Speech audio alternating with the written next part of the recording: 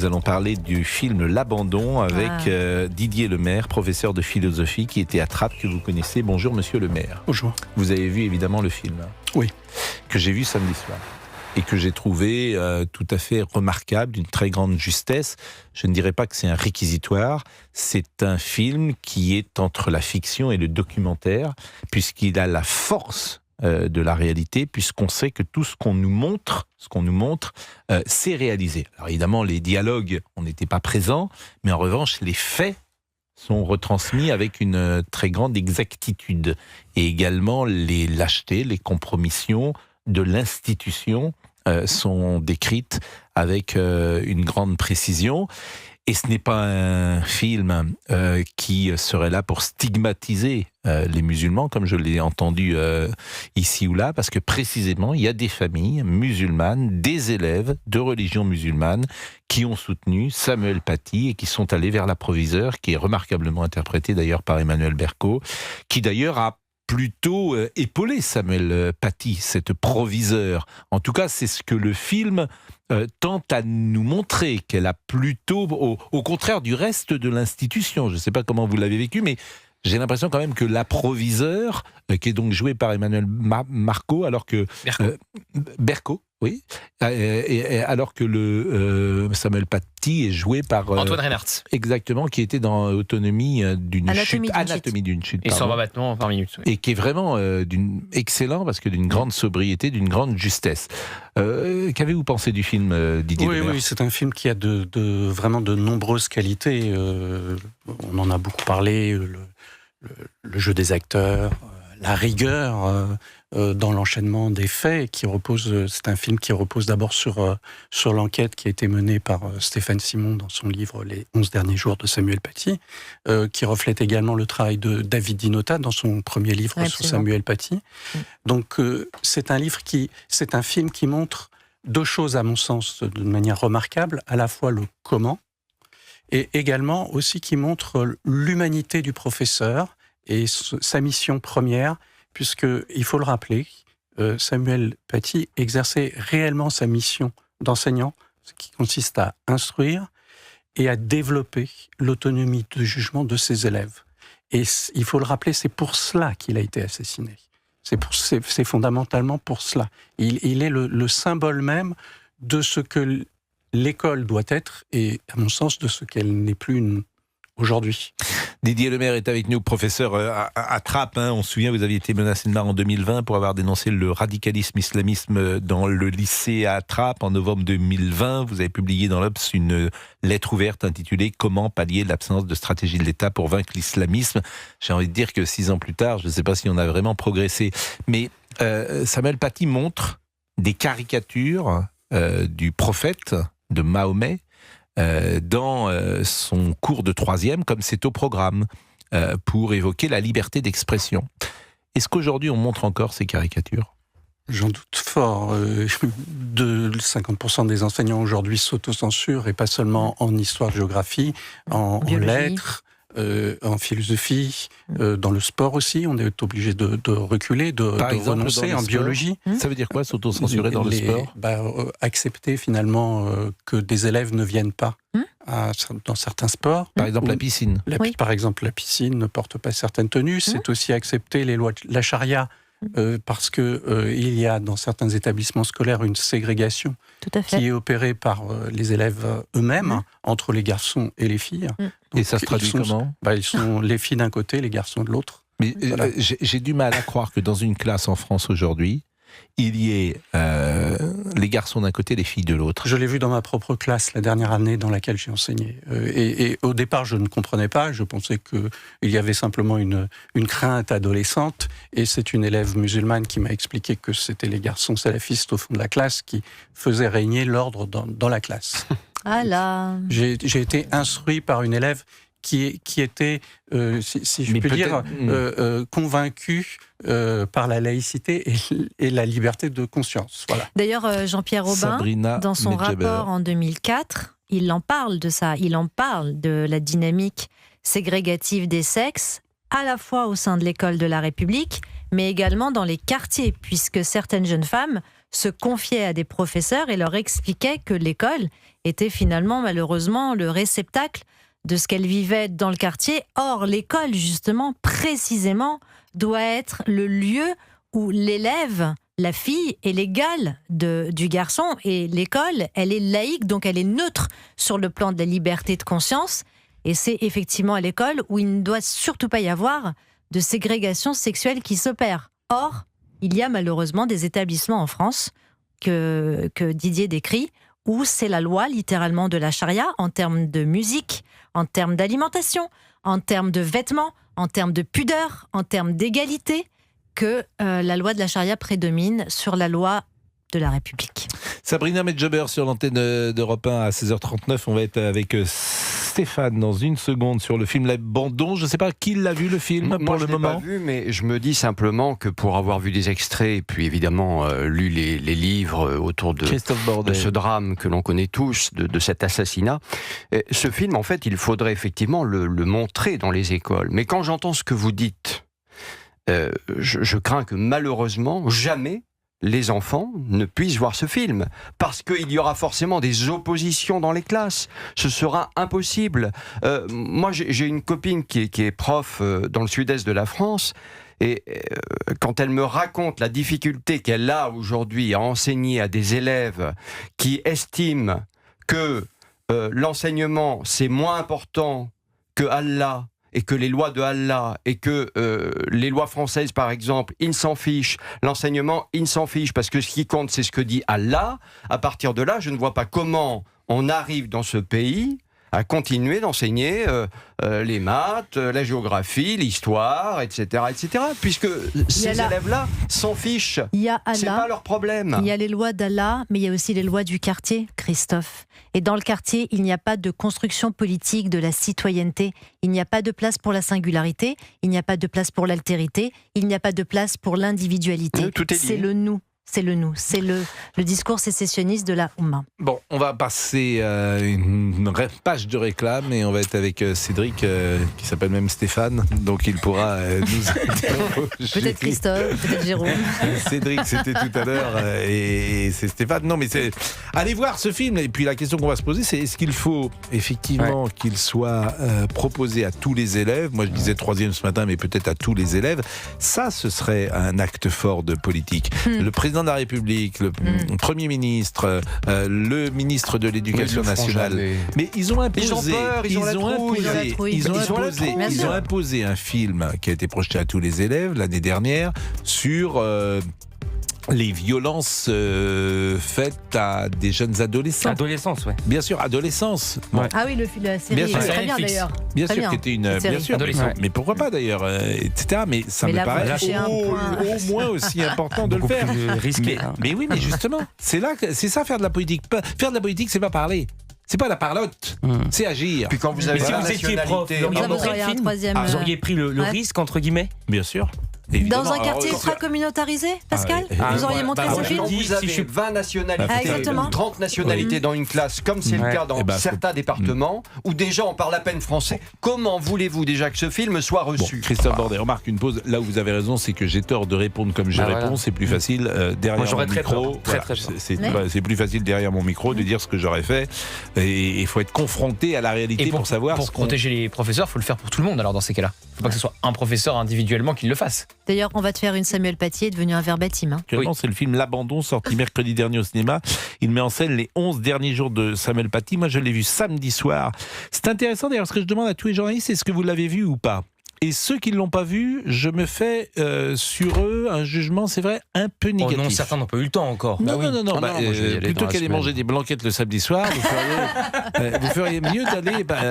Mais je trouve ça très intéressant, parce que tous les journalistes de France devraient déjà le voir.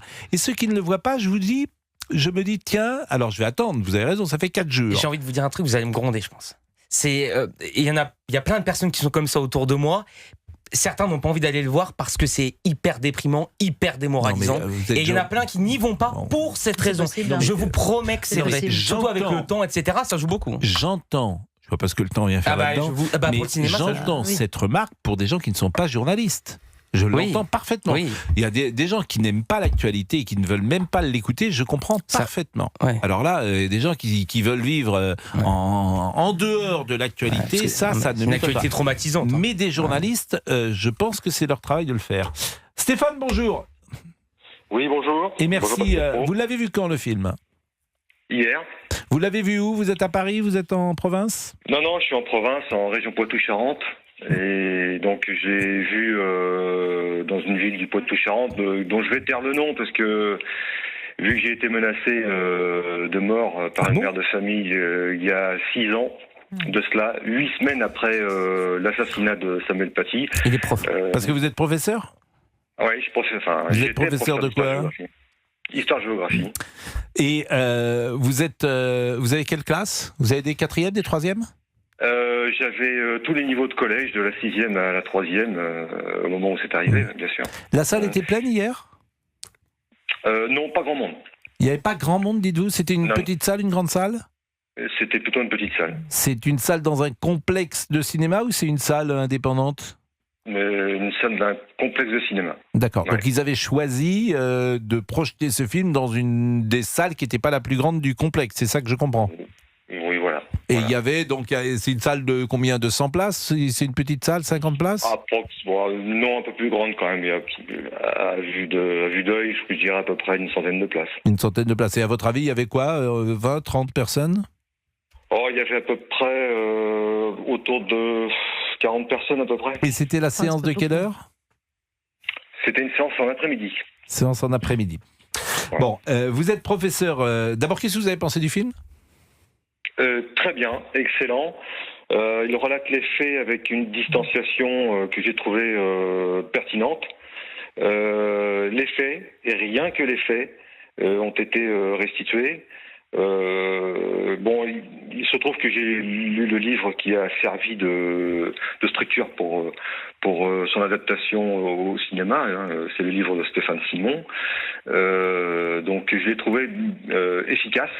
Et je pense que c'était un film qui mériterait d'être passé dans les classes de collège et de lycée, absolument. Ce qui frappe, si je peux me permettre, ce qui frappe le plus, parce que cette situation, moi je l'ai connue. Je l'ai connue après les faits qui me sont arrivés à Cognac, parce que c'est à Cognac que c'est arrivé. Et c'est la situation d'isolement dans lequel ce professeur s'est trouvé, ce que j'ai vécu personnellement. C'est-à-dire que l'isolement total, aucun dialogue possible, ni même avec l'institution, ni même avec beaucoup de collègues. Quelques collègues sont sensibles à votre situation, mais ils le font à voix basse. C'est-à-dire, non pas dans la salle des profs, mais individuellement, pour ne pas se découvrir, si vous voulez. Mais parce que les gens ont peur ? Oui, les gens ont peur. D'ailleurs, quand mon affaire s'est développée à Cognac, beaucoup de mes collègues me disaient « Arrête d'en parler, tu nous fais peur ». C'est ça, les gens ont peur. De la même manière qu'il y a des parents qui n'ont pas envie aujourd'hui de mettre leur élève dans un collège du nom de Samuel Paty, ça doit exister. De la même manière, effectivement, de toute façon, la peur, on sait très bien qu'elle gouverne les âmes, et que les gens pensent à eux, et c'est le problème, c'est pas les parents qui veulent pas mettre leur enfant dans un collège Samuel Paty, ou les professeurs qui auraient peur d'enseigner dans un collège Samuel Paty. Le problème, c'est que l'État ne leur garantit pas la sécurité si demain ils sont dans un collège Samuel Paty. L'État est bien incapable de dire vous inquiétez pas, on va ouvrir un collège Samuel Paty, puis un lycée, une école primaire et une école maternelle, et il ne vous arrivera rien. Si le contrat social est rempli et que l'État assure la sécurité des enseignants et des enfants, il n'y aura aucun problème pour enseigner dans un lycée, collège Samuel Paty, ou pour y mettre ses enfants. Le problème, c'est que l'État ne remplit pas sa part du contrat. Donc moi, je trouve que c'est beaucoup trop simple de s'en prendre au professeur qui montre plus la caricature de Mahomet de Charlie Hebdo, ou qui veut pas enseigner dans un collège Samuel Paty. C'est pas le professeur le problème. Le professeur, il veut juste pas terminer comme Samuel Paty ou comme Dominique Bernard. Le problème, c'est l'État qui est incapable de répondre à cela. Le problème, c'est l'État. Voilà.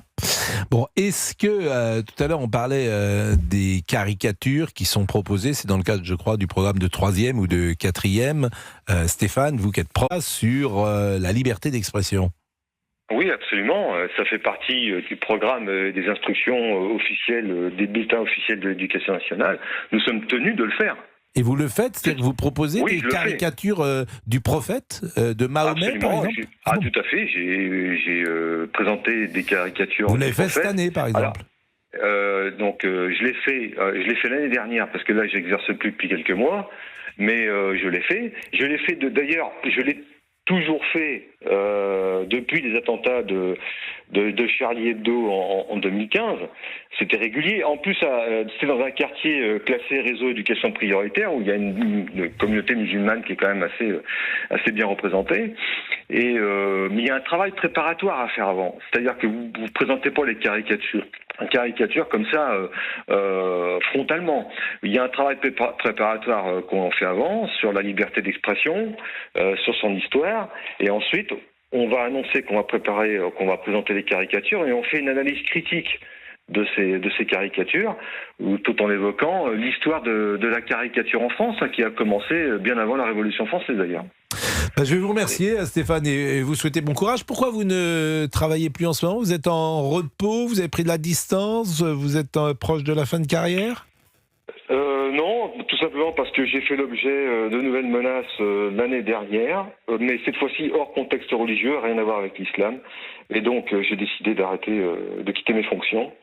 Et donc, parce que ce métier est devenu un métier dangereux et qu'on ne peut plus le pratiquer sans risque, d'autant plus qu'on a une administration qui ne nous couvre absolument pas, qui ne nous protège pas, et je dirais même qui se fout complètement de la sécurité de ses enseignants.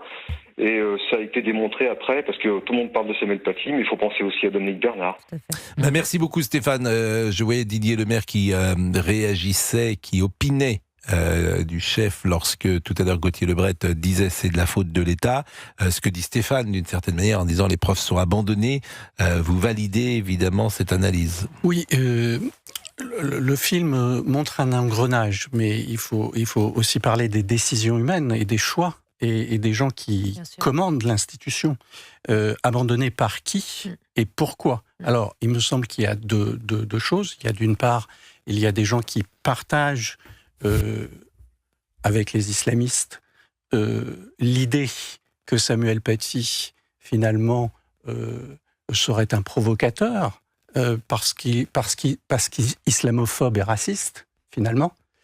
Donc, ça, c'est ce qui a motivé, je pense, le fait qu'il soit abandonné et que la proviseure, il faut quand même le souligner, même s'il y a une ambiguïté dans le film, elle a mis en cause le travail de son professeur en créant un incident grave qui lui est imputé. Donc elle ne soutient pas... Lequel ? Dans le film, elle coche la troisième case à un moment sur son écran. Oui. Et c'est une case qui met en cause le professeur, et c'est la raison d'ailleurs de la venue diligenté par le rectorat du référent laïcité. Il faut voir que derrière... J'ai l'impression quand même, dans le film en tout cas, qu'elle paraît... c'est un des problèmes... On dirait l'épaule, je vais dire comme ça. Je vais venir à une forme de critique tout de même, parce que dans le film, les figures finalement de commandement, les chefs, n'apparaissent pas comme des chefs. Ils sont absents. La rectrice, elle est au courant de l'affaire, c'est elle qui prend les décisions. Elle n'apparaît pas dans le film. Elle n'est pas dans le film, on la voit pas. Je vous pose la question. Le ministre était au courant de l'affaire. Que fait le ministre? Dans n'importe quelle démocratie, dans n'importe quelle démocratie, un enseignant assassiné pour des raisons politiques, un ministre aurait démissionné. Enfin, depuis 2016, Daesh n'a cessé. Je me souviens, quand je commençais à m'intéresser à l'islamisme, j'ai lu la feuille de chou de Daesh. Je crois que c'était le numéro, à l'époque, 14, qui disait qu'après le Bataclan, que la priorité, c'était d'attaquer l'école. Oui, bien sûr. Voilà, les professeurs. Qu'est-ce qui a été fait pour protéger les professeurs? Et qu'est-ce qui est encore fait après? M. Blanquer a dit qu'il y aurait un avant et un après. Mais ça continue. Moi, je peux vous donner des cas d'enseignants qui sont menacés de mort aujourd'hui, qui rentrent chez eux le soir, tout seuls, à la maison. Ils reçoivent dans leur établissement une menace de mort. Vous le verrez d'ailleurs ce soir sur CNews, je pense, dans un documentaire qui sera présenté par Gauthier Lebret. Voilà, ça continue. Donc il y a un problème, si vous voulez, il y a un problème de cause directe et il faut quand même dire qui sont les responsables aujourd'hui. Restez avec nous parce qu'on va continuer finalement ce débat après la pause. Et je voulais vous proposer peut-être d'écouter des réactions. Alors ce qu'on appelle des streamers. Qu'est-ce qu'un streamer, monsieur Tessier ? Est-ce qu'on peut dire aux gens qui nous écoutent ce qu'est un streamer ? Ils font des vidéos publiées sur Internet. J'essaie de faire le plus simple possible. D'accord. Moi, j'appelle ça des youtubeurs. Non, parce qu'ils les font en direct et ça permet l'interaction. C'est ce qu'on appelle le stream. Le stream. Bon. Eh bien, donc, il y a Paf le meilleur. C'est manifestement un streamer au Festival de Cannes. Écoutez ce qu'il a dit. C'est un film de merde. C'est un film dangereux. Je sais que ça va être nul, mais peut-être ils allaient pas être si cons, ils allaient trouver un moyen de dire Patty, c'est un martyr tourné, d'accord, mais qu'il y a quand même un truc de nuancer les choses sur le reste et pas faire un amalgame. Là, je sors un couple de mecs qui sont en mode eh ben on voit quand même ce mari qui dit non mais c'est pas tous. Tu sais, des fois t'as des films qui sont mauvais, mais là les gens ils applaudissaient. Je te dis vous applaudissez quoi franchement? Quand tu vas voir un film comme ça, t'as forcément un biais et du coup t'as tes préjugés, mais le film les remplit. Genre tous les musulmans hommes sont méchants. Toutes les femmes musulmanes par contre elles sont soit soumises à leur mari, soit elles sont gentilles. C'est toujours ça. Il y a des interviews que j'ai vues où il dit il y a pas de sensationnalisme, c'est pas montré, mais il y a la scène du meurtre. C'est une faute de goût, c'est dingue. Déjà ils font un teasing, attention il meurt à la fin. Et à la scène de la mort, il crie à la Wakbar avant de mettre le coup de couteau. Et après genre les flics arrivent et je suis en mode ok les gars, faisons un film pour l'extrême, pour le RN. Un an de l'élection, c'est bien ça. En plus les méchants musulmans, ils sont antisémites. Franchement film dangereux, j'ai rien d'autre à dire. Pourquoi tu votes en 2027? La réponse est déjà donnée. Votez Mélenchon en 2027, on le RN et l'extrême droite. Twitch gauchiste. Twitch gauchiste, toi et ta sale gueule. Alors, c'est un extrait donc du micro-trottoir du streamer Paf le meilleur au Festival de Cannes avec un autre streamer qui s'appelle Grim Cujo. Ouais, Grim Cujo. Je sais pas si c'est ces gens-là sont suivis par alors, je vais vous dire, c'est ce que je voulais vous dire. Ouais. Parfois, on se rend pas compte de l'influence qu'ils peuvent avoir. En l'occurrence, celui que vous avez entendu a un poids énormissime sur les réseaux sociaux, sur YouTube. Et quand il prend la parole, comme on vient d'entendre là, je peux vous dire que ça a vraiment de la répercussion sur la jeunesse. Mais c'est des millions. Des millions. Pas des millions. Je vous dis que c'est des millions. Par exemple. Des millions de vues. Il a des millions d'abonnés, de vues. Pas des millions d'abonnés. Je vous dis écoutez, on va vérifier. Pas des millions. Quand vous cumulez sur les réseaux sociaux et l'influence et la manière dont les vidéos sont virales à chaque fois qu'il prend la parole en fonction des contenus qu'il peut faire, je peux vous dire qu'ils ont un poids. Pascal, ils ont un poids énorme. Énorme. Excusez-moi, pourquoi ces gens-là sont accrédités au Festival de Cannes? Oui, vous avez raison. Pourquoi ces gens-là sont accrédités au Festival de Cannes? Je suis d'accord avec vous. C'est une bonne question. Bon, Didier Lemaire, quand vous écoutez ça, cette jeunesse, ce jeune homme qui ricane, celui qui interviewe, qui ricanement, on a l'impression d'une inculture, d'une bêtise. Ça, et c'est effrayant d'ailleurs cette séquence. C'est l'échec de l'école. C'est l'échec de l'école. Cette personne est allée à l'école et manifestement, elle n'y a pas appris grand-chose. Ses propos sont un tissu de bêtises et d'imbécilité. Je ne sais que dire. C'est pas que l'échec de l'école, c'est la responsabilité aussi d'une idéologie. Ça s'appelle l'idéologie d'extrême gauche, qui est une idéologie de collaboration avec l'islamisme. Et d'ailleurs, ils disent le contraire de la réalité, parce que vous l'avez très justement souligné, Pascal, il y a dans ce film des familles musulmanes qui soutenaient Samuel Paty, donc c'est le contraire de l'amalgame. Donc en plus, ce qu'il dit est totalement faux. Voilà, ça s'appelle la soumission, ça s'appelle la collaboration. Et ces streamers, que ça soit les deux que vous avez cités, ou moi je peux citer encore un autre qui s'appelle Régé Le Gorilla, qui est soi-disant critique de cinéma sur les réseaux sociaux, en fait un militant d'extrême gauche de la France Insoumise, et pareil, lui, il est accrédité au nom de quoi? Est-ce qu'on imagine 2 secondes des influenceurs d'extrême droite accrédités au Festival de Cannes, qui sortiraient d'un film sur l'immigration, qui parlerait favorablement de l'immigration en ricanant? Ça serait possible de voir ça? Et bien là, c'est possible parce que l'extrême gauche a tous les droits.